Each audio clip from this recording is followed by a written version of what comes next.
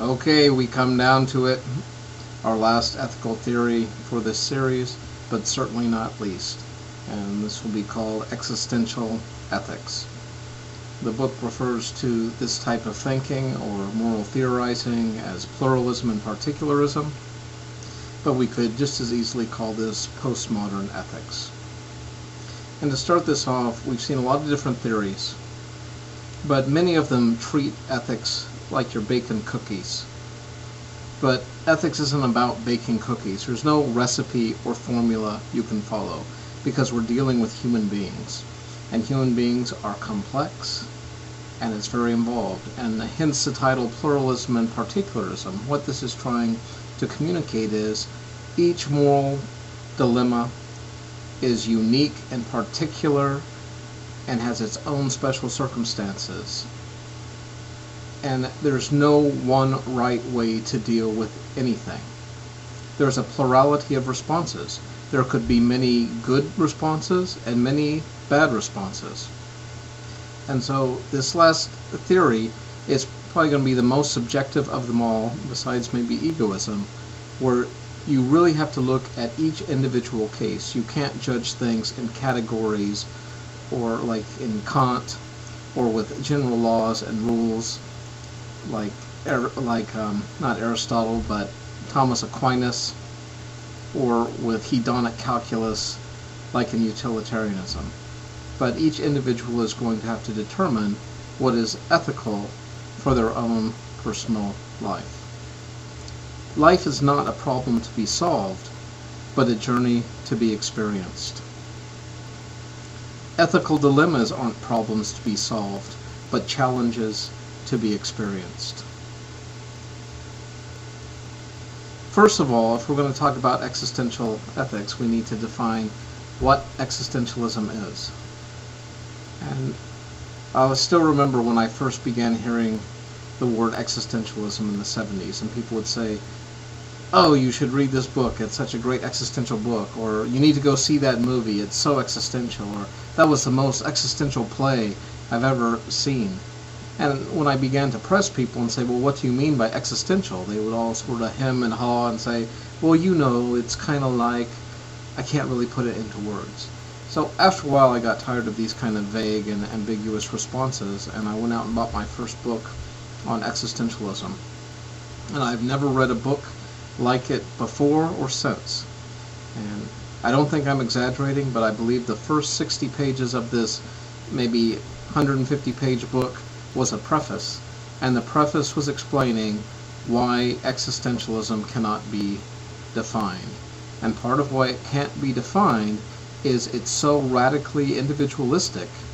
The individual takes such a supreme role and importance for many existentialists that each existentialist could have their own definition of what existentialism means, and each would be equally correct.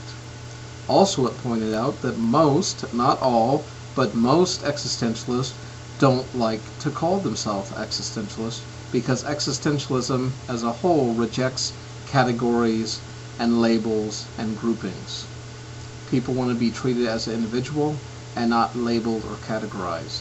And I don't know about you, but I certainly don't want to be categorized. I don't want to say, "Oh, you're just a white male, so we don't have to listen to what you say," or "Your opinion's invalid," or "You're part of the oppressor." Well, you know, I may be a white male, but I would hardly say that's my identity. Or people might say, "Oh, you're a Christian. I know all about Christians. I don't even want to hear what you say. You're all a bunch of hypocrites." Well, a lot of Christians are hypocrites, but a lot of non-Christians are hypocrites too. But I want you to treat me as an individual, not because of what other people that are white or Christian or male happen to be or not to be.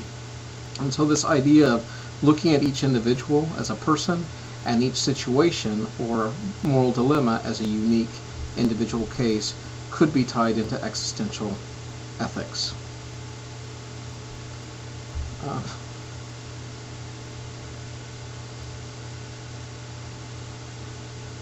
I'd like to talk a little bit about Soren Kierkegaard, the father of existentialism. And a lot of people lay claim to this, but I like to give it to Soren. I'm kind of partial to him.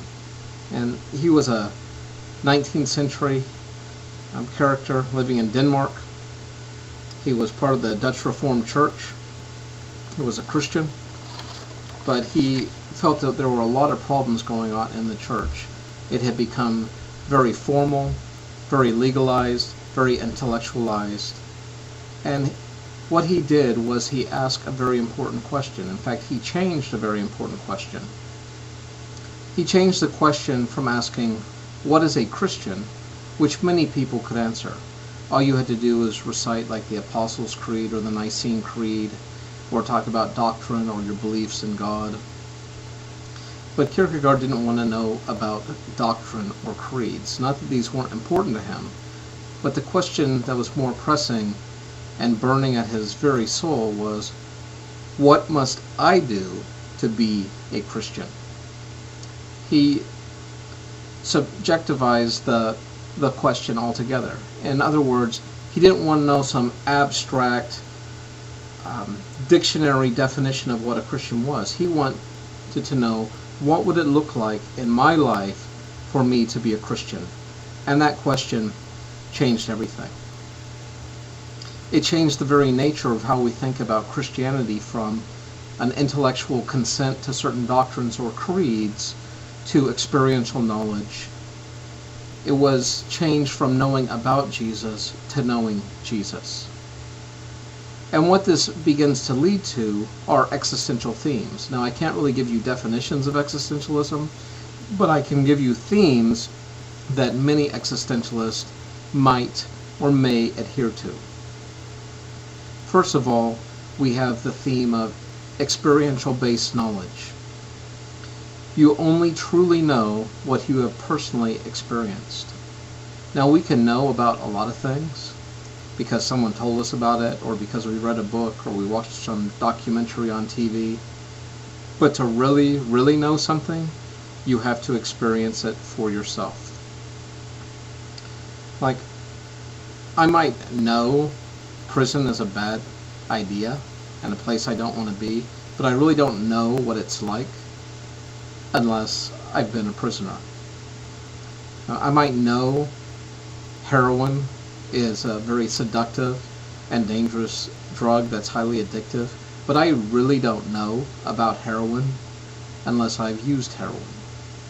It's the same thing when it comes to Christianity. You can know about Christianity, you can know the doctrines and creeds of Christianity, but you really don't know what it is to be a Christian unless you are one. It's funny to me how hostile many evangelical and fundamentalist Christians are to existential philosophy.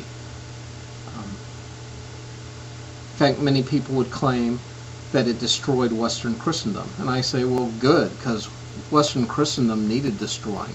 It had become this dead, formalized religion. People talk about faith of our fathers living still. Well, the faith of our fathers isn't living still. Faith has to be reborn in every generation. You can't have inherited faith. You can't have someone else's faith. It has to be personal, it has to be your own, and it has to be experienced. If you go to many modern-day evangelical or fundamentalist churches, one of the first things they'll ask you is, do you have a personal relationship with Jesus? Do you know Jesus personally? Well, this is about as existential as it gets. I mean, this is a post-Kierkegaardian question. People didn't talk like this in the Middle Ages, where only maybe the Pope or great saints knew God personally. The modern question, or the postmodern question, becomes, do you know personally? Have you experienced? Do you have Jesus in your life? And you can see the radical difference that makes between following a set of rules or assenting to a set of beliefs and actually knowing something experientially.